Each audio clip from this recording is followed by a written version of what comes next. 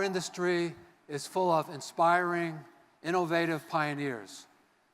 We are now honored to recognize the rest of our 2015 On Biodiesel Award winners.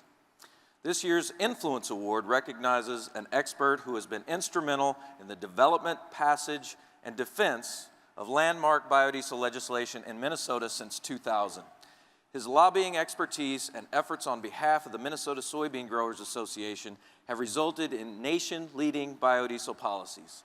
Significant milestones include the first in the nation B5 statewide blend requirement implemented in 2005, the move to B10 implemented in 2014, and B20, which is on track to be implemented this year. Minnesota's leadership in the biodiesel industry is in no small measure thanks to the astute strategy and tireless work of our honoree. Please welcome Jerry Schoenfeld.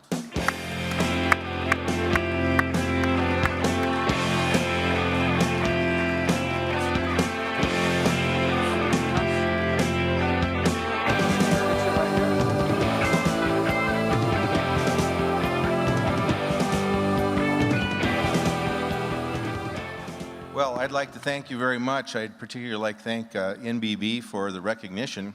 I also want to thank the Minnesota Soybean Growers and the Minnesota Biodiesel Council for the opportunity to be ahead of you today and have worked for them for the last 15 years between the two groups. 15 years ago, I had a group of soybean growers come to me and ask me to lead an effort, a legislative effort in the Minnesota legislature to try and establish a B2 mandate at that time. And at the time, to be honest with you, I had not really heard much about biodiesel. And I find that there perhaps was a reason. I think at that time there was about 2 million gallons being produced in the United States in the year 2000. That has grown, as was stated, to about 1.8 billion gallons at the present time. And I think that when the soybean growers came to me, they had a couple of objectives. And one of their great objectives was to establish a model under which they would be able to have biodiesel in all of the diesel fuel in Minnesota. And they hoped that that model would become a blueprint for other states and across the nation in order to establish biodiesel from the East Coast to the West Coast. And I think in many ways that measure has worked, along with a lot of others, many of you that have worked in your own respective states and so forth. When we started that effort in 2000, we had a unique situation, and I just watched the two former politicians talking about Republicans and Democrats. In Minnesota, we had a unique situation at that time because the House of Representatives was governed by Republicans. The Senate was governed by Democrats, and we had Jesse Ventura as our governor. So we had an independent as governor. And so we had to maneuver between the politics of Republicans and Democrats, and ultimately Governor Ventura did not sign the bill to become law, but under our Constitution, if he chose to, he could leave it become law without his signature, and that's what occurred. And since that time, over those 15 years, we have had battles on a number of different issues, and it seems like every year we have to come back. But I think there's two lessons to be learned in that. If you work hard and you keep at it, you'll succeed. And secondly, you can't always assume who your friends and who your enemies are, because on a given day, different politicians will be both. So, I would leave that with you. Again, I want to thank the opportunity to be here today and the recognition. I told somebody I felt it was a little sheepish on my part to be up here receiving this award, because I think it's all of you and literally thousands of people that are participants in the effort, and you've done a wonderful job, and I'm glad to have been a part of it. Thank you. Good job. Thank you. This year's innovation honoree has served for 30 years as head of the Energy Resources Division at Brookhaven National Laboratory, a premier Department of Energy lab and the leading technical institution in the world for heating oil research. His work was instrumental over the past 6 years, leading to performance specifications for bioheat fuel. His work also paved the way for 6 to 20% biodiesel as a new fuel grade in the ASTM fuel oil standard. His groundbreaking work was a major factor in successfully addressing questions from the BioHeat Technical Steering Committee.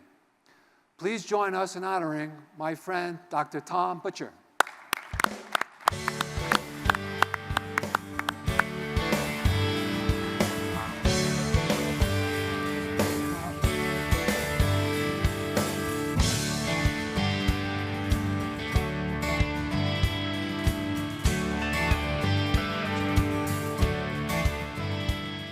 Thanks. This is a really big deal for me. You have no idea how honored I am to get this award. This is just fantastic. I've been a researcher for many years, and I've worked on a lot of different energy technologies. And the thing that really impresses me about biodiesel is impact. The impact that it's had on the Northeast, the impact that it's had on the heating oil industry across the country. This is an industry that, because of biodiesel, is kind of been rejuvenated, and the folks out there who are, in the grassroots doing this work in the heating industry are pushing really hard and really fast and really enthusiastically, sometimes more so than we're even aware of or expect. So you've really changed that world. I'm just really lucky to be a part of this big group that everybody's contributing to these successes, and I look forward to the future. Thank you.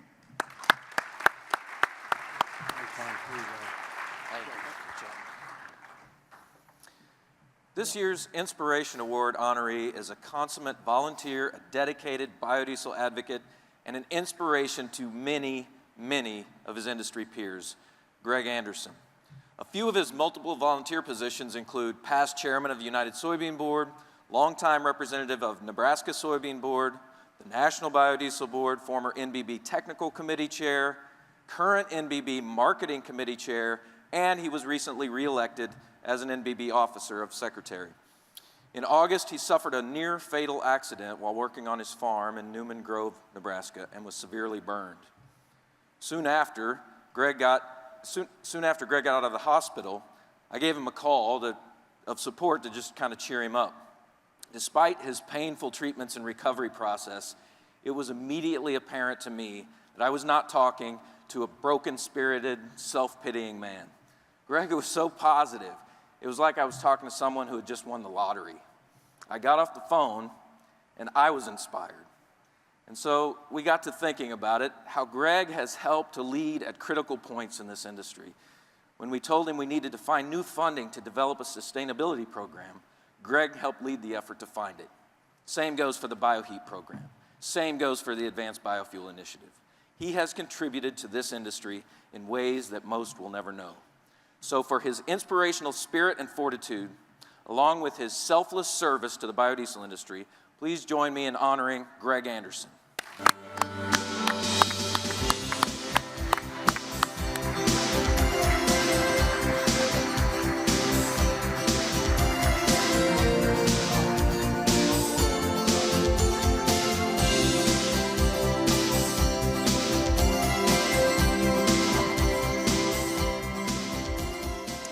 Wow, thank you so much. I'd like to thank the members of the NBB Governing Board and NBB staff. You are incredible people.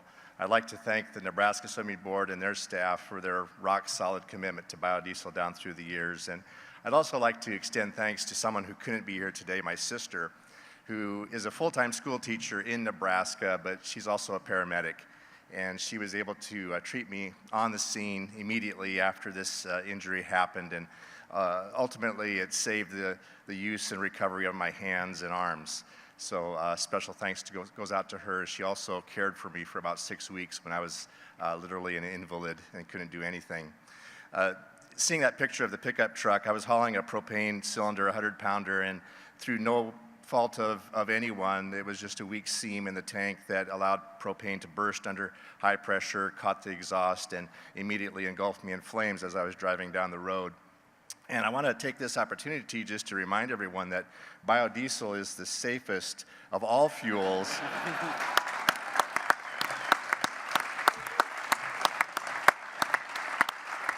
The safest of all fuels to handle, transport, and store.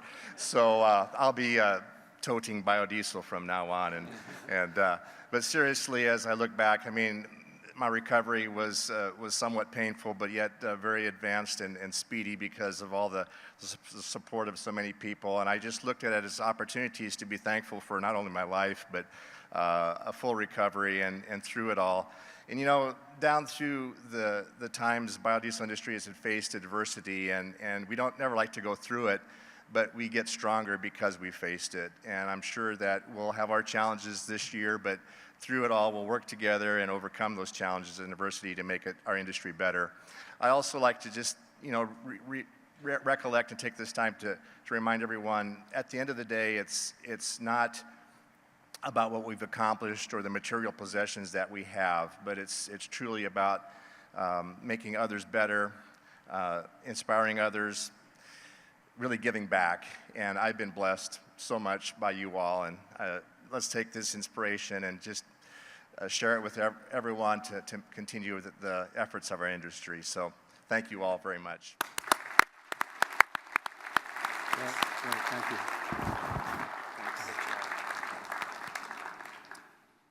You're off. Let's have a final round of applause for our 2015 On Biodiesel Award winners.